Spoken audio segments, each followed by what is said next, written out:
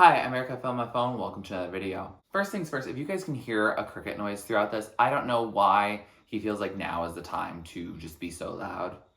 I don't really know, but I hope you guys can handle it if it keeps happening throughout the video. Today we're getting back into Madonna's catalog with more of her music, with her titled album music from 2000. So I was alive during this, so that's cool. And it follows Ray of Light, which is an album I really like from her, and the public really liked from her too. And this was another album that she made before getting out on the road to promote both albums. So yes, you can promote 2 albums on tour. It is possible. It has been done regularly before, and this is one of those examples. But we have 10 songs that are new for me, and I'm excited to check them out again with you. So thank you for requesting this video, and anyway, let's get into it. Track number 1 is Music, the title track. Okay, put a record on, DJ. Oh, get an electronic in here. Ooh, I like the elements. Oh wait, I think this song was a lip sync on Drag Race. Music makes people come together, period. Oh, I like that syncopation. This does feel early 2000s, very beginning.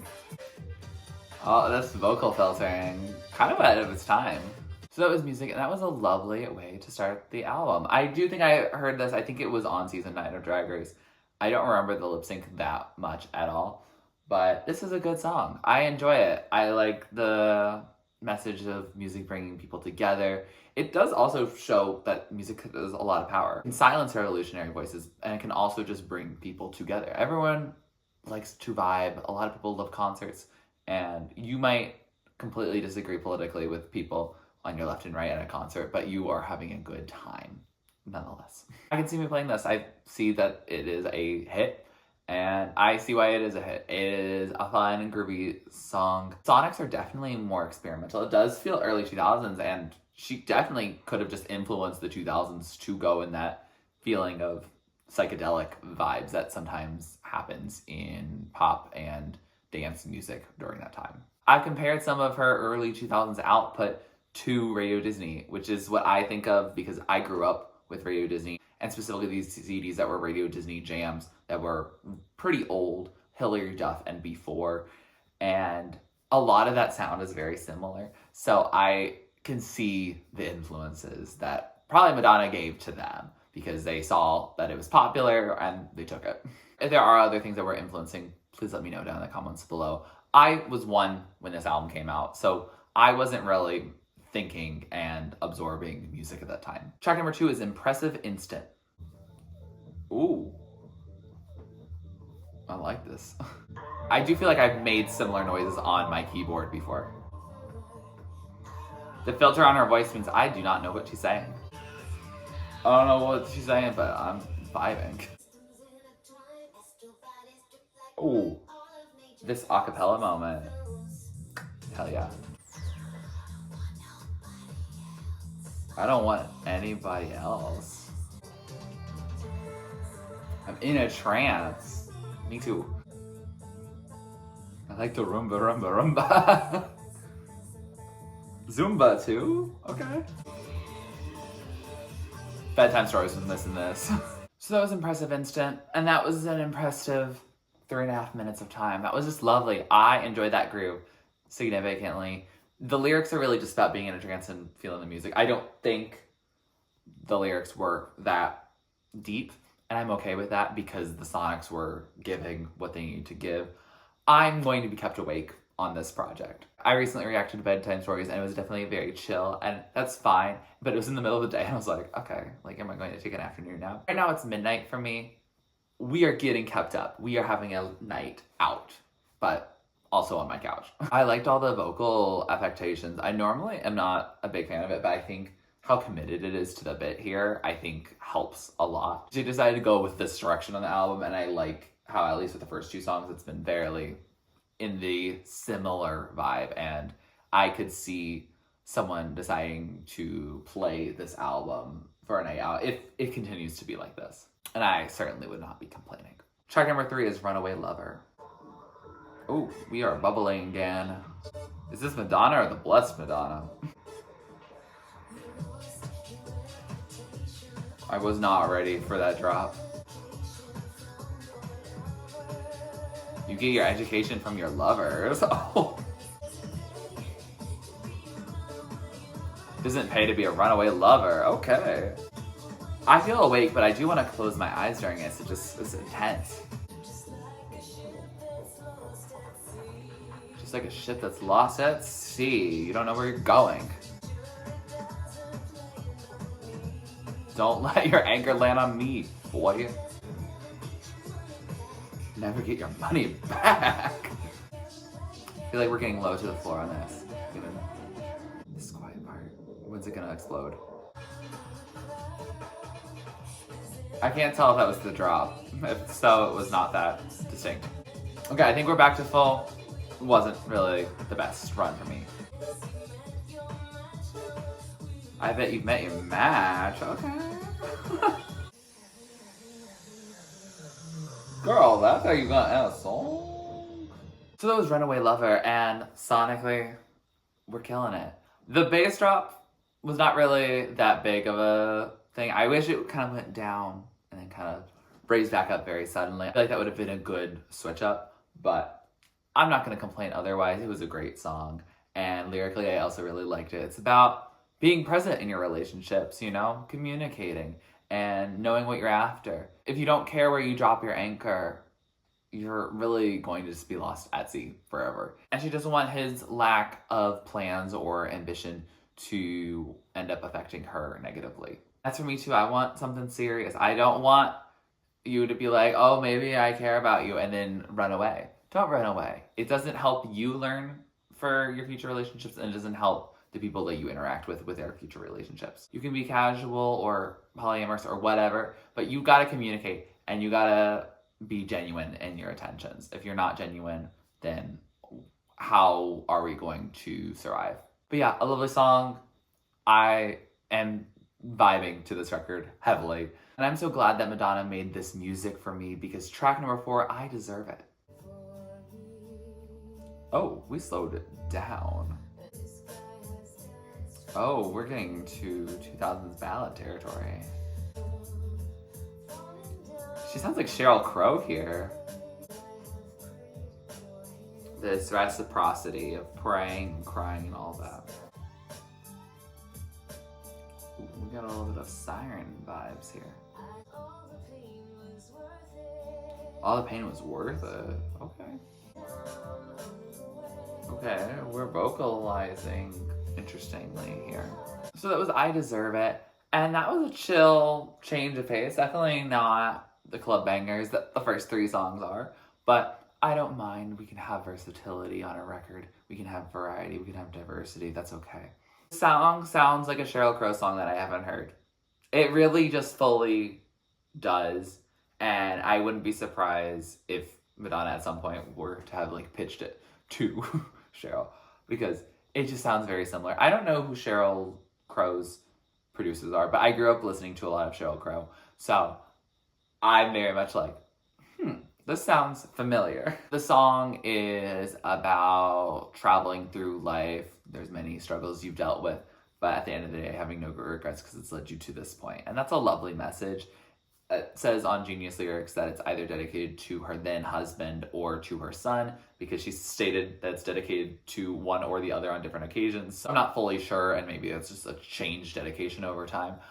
Not quite sure, but this is a very sweet song. It's a bit on the more simpler side, both sonically speaking as well as lyrically, as in you can just kind of get the vibes out of it, and also the reciprocity in the lyrics. It goes, I have prayed for him, he's prayed for me. It feels like it's just a very inverted lyrics over and over, so it's very easy to follow along with, but that doesn't mean it's any less powerful or any less nice to hear. And this next one seems like it might be dedicated to me, because I think that she thinks I'm track number 5 amazing. Ooh, you get ominous. You smashed the pretty picture into bits. Maybe it's not about me, because I don't do anything wrong.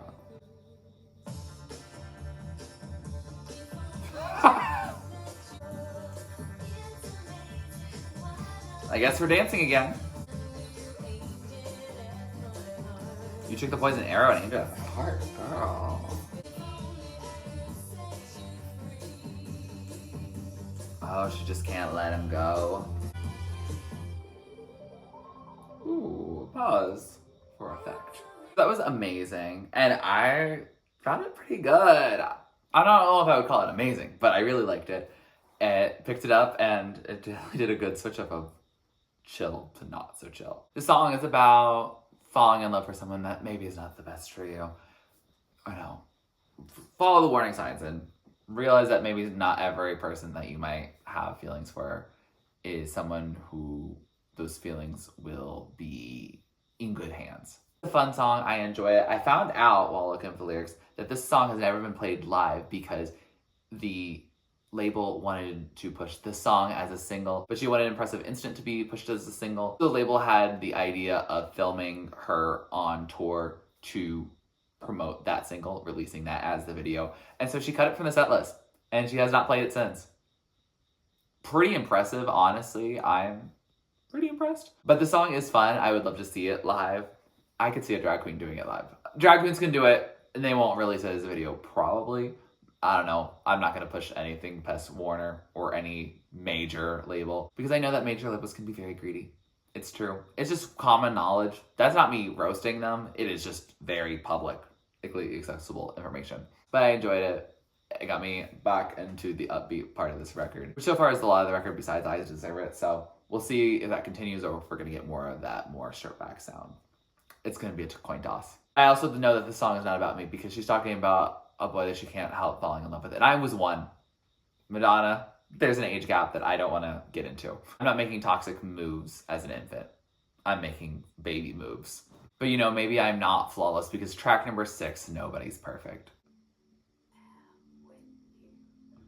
I am with you. Something. I don't know. I'm lonely. I still don't know every word that she sang. Oh, she said sorry. Ooh, that horn. That sounds like an automaton. Okay, what is this, a Spanish guitar? She was dishonest. What did you lie about? Yeah. Oh, she got rid of the vocal effect. That's syncopation. So that was Nobody's Perfect, and this is an apology song. Nobody's perfect, but sorry, I will do my best.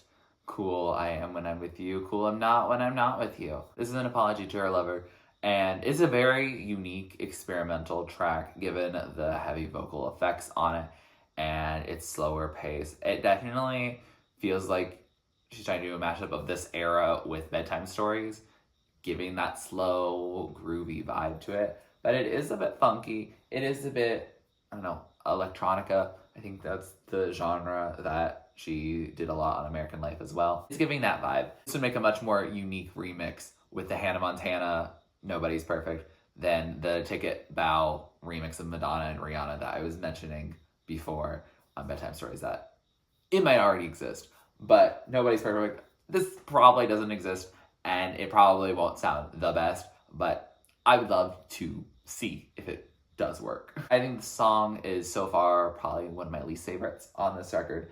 It's not bad, it's just not something that I feel like I will listen to often. That heavy vocal layering is a lot, and the production is not as fun to dance or groove or listen to as some of the other songs in this album. It's a competitive album, it's a pretty stacked album, so this one does probably fall on the lower end. And if you disagree, track number 7, don't tell me, or do, because it does help with engagement.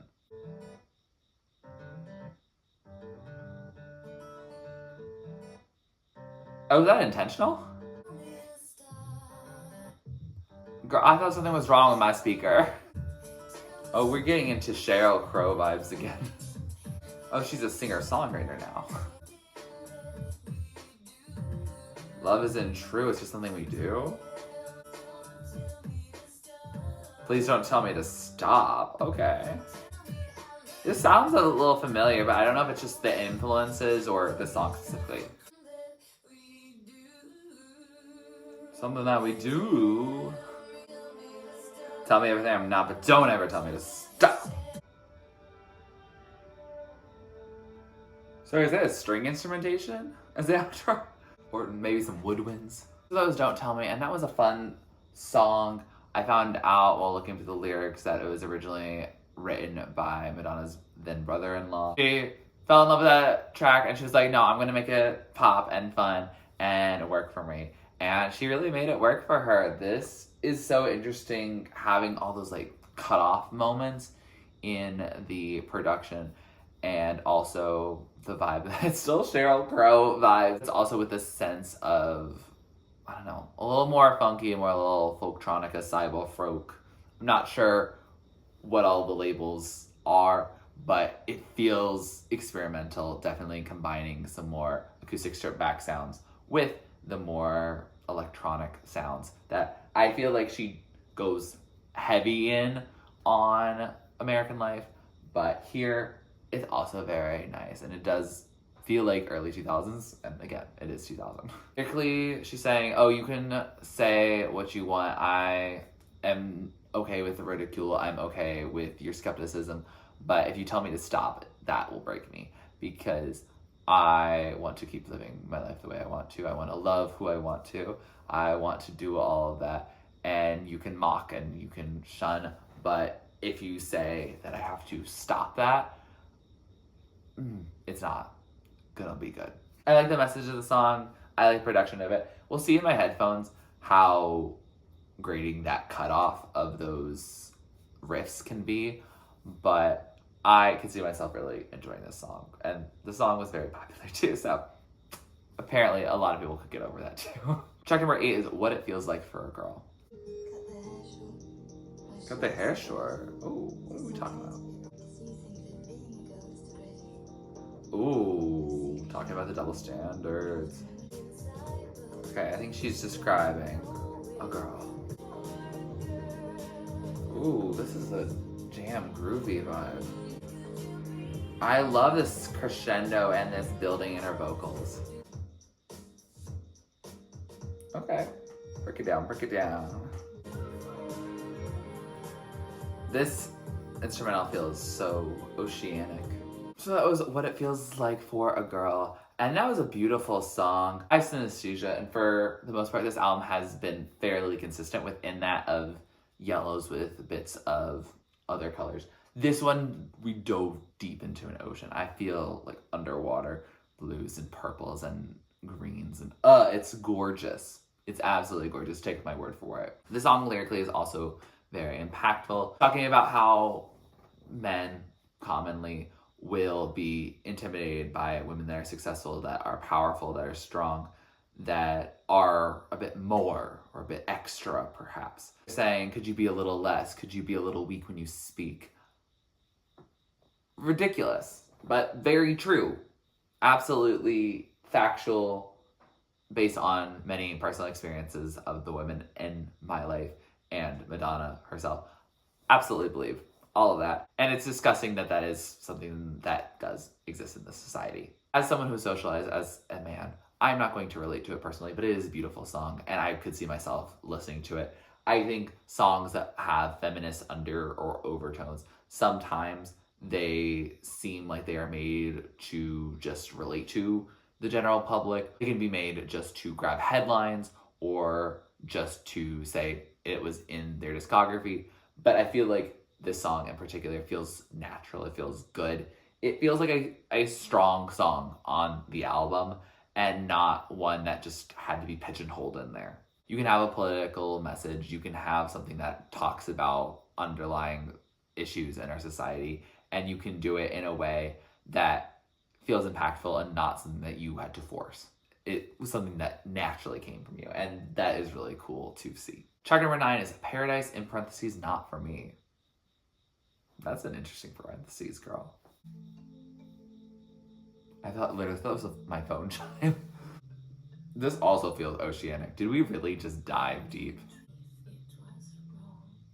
Can't explain if it was wrong or what was wrong. Oh. Oh, we getting quirky.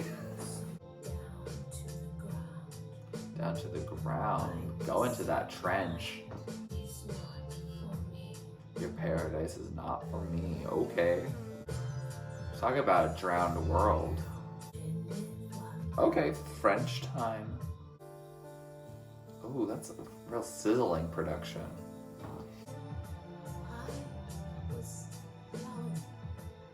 Oh, her voice sounds very raw here.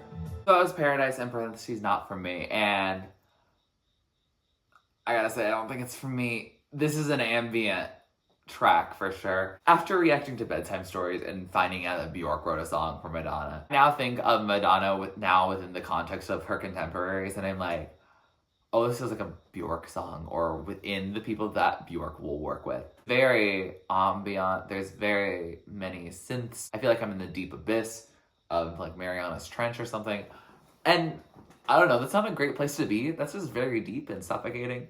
So I don't know, I got very stressed listening to this song, and it is 6.5 minutes, so it has its moments of being a bit intense, even though it's pretty slow going. Sometimes it's the fact that it's so slow going that can be very intense. She also got pretty raw on some of her vocals. I don't know, they just felt stressful. And apparently the producer has this song also on his album as well. So it's on both. And maybe it will fit on that album a lot better rather than here. I just got stressed for it. I mean, it does fit the ocean feel from what it feels like for a girl to here. But otherwise, I don't know. It was very much a choice to have it here. And I respect her for having it here, but that doesn't mean I'm going to feel good about it. Track number 10, last track on this album, Gone. Oh, back on that guitar. Letting go is not my thing. I can't relate. Why should I feel sad for what I never had? Ooh. Ooh, bringing back that pseudo-siren sound. Ooh, these harmony background vocals, love it. So that was Gone, and that song is about her letting go of someone before she turns to stone or loses her faith. She is not letting someone completely define her life in a negative way. She is going to be gone before that happens. The song definitely fit into the more singer-songwriter acoustic vibes of the project with some electronic influences. Definitely is a nice closer because at the end she's like, I'll be gone, and then she's gone. Overall, I enjoyed it as a closer. I think it doesn't stand out as either one of the biggest hits from the dancey part of the album or from the more acoustic vibes.